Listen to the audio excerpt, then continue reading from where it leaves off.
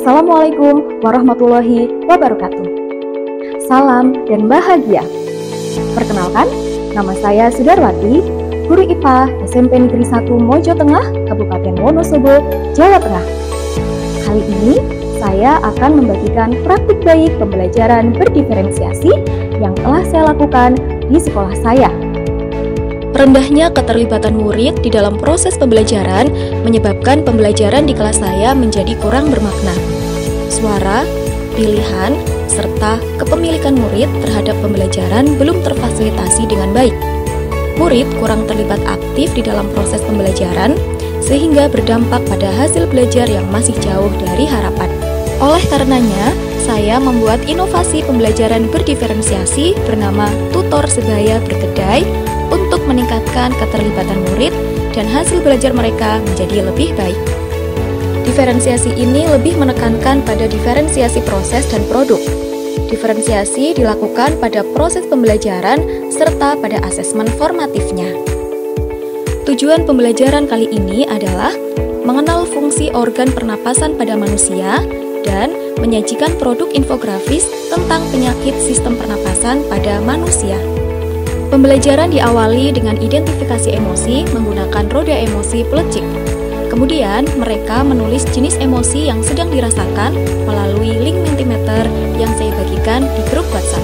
Selanjutnya, saya melakukan asesmen awal kognitif terhadap kesiapan belajar mereka melalui Google Form. Hasil asesmen ini menjadi dasar pembagian kelompok dan pembagian peran pada diskusi tutor sebaya. Murid dengan kesiapan belajar yang baik akan berperan sebagai tutor, sedangkan murid dengan kesiapan belajar yang masih perlu bimbingan akan berperan sebagai anggota. Disinilah diferensiasi proses terjadi, di mana murid akan belajar dengan peran yang berbeda sesuai dengan kesiapan belajarnya. Diskusi tutor sebaya dipandu dengan lembar kegiatan yang saya desain dengan menarik menggunakan aplikasi Canva. Di akhir diskusi, murid-murid menyepakati bentuk produk terkait penyakit sistem pernapasan pada manusia sesuai dengan minatnya. Disinilah diferensiasi produk terjadi. Ada yang membuat infografis manual di kertas, dan ada pula yang membuat infografis digital menggunakan aplikasi Canva yang nantinya dicetak menggunakan kertas ukuran A3. Pertemuan berikutnya adalah asesmen formatif produk infografis yang saya desain menjadi asesmen as learning. Saya libatkan murid secara penuh pada asesmen formatif ini. Saya membuat inovasi asesmen yang saya beri nama asesmen kedai. Tujuannya adalah untuk menumbuhkan student agency atau kepemimpinan murid dalam pembelajaran. Asesmen model kedai mampu mengakomodir voice, choice, serta ownership murid terhadap proses belajar mereka. Di sini, murid-murid saling menilai produk antar teman. Terdapat pembagian peran pada asesmen kedai ini. Murid dengan keterampilan berbicara atau presentasi yang baik akan berperan sebagai penjaga kedai, sedangkan yang lainnya akan berperan sebagai penilai. Disinilah diferensiasi proses asesmen terjadi.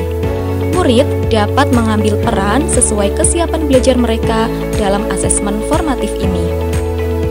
Penjaga kedai bertugas mempresentasikan serta menjawab pertanyaan dari para pengunjung, sedangkan penilai bertugas berkunjung menilai produk-produk kelompok lain. Tim penilai ini saya bekali dengan lembar asesmen kedai yang dilengkapi dengan rubrik penilaian di dalamnya. Nantinya, saya tinggal merekap hasil penilaian mereka dan mengkonversinya menjadi nilai. Bapak Ibu, prinsip asesmen model kedai ini adalah dari murid, oleh murid, dan untuk murid. Dengan diterapkannya tutor sebaya dan asesmen kedai, diharapkan student agency atau kepemimpinan murid di dalam pembelajaran dapat terus bertumbuh dengan baik. Pengoptimalan pelibatan murid pada proses pembelajaran memungkinkan pembelajaran menjadi lebih bermakna. Demikianlah praktik baik yang telah saya lakukan. Semoga dapat menginspirasi Bapak Ibu dimanapun berada. Mari terus berkolaborasi, berinovasi, menciptakan pembelajaran berkualitas melalui kurikulum Merdeka. Terima kasih.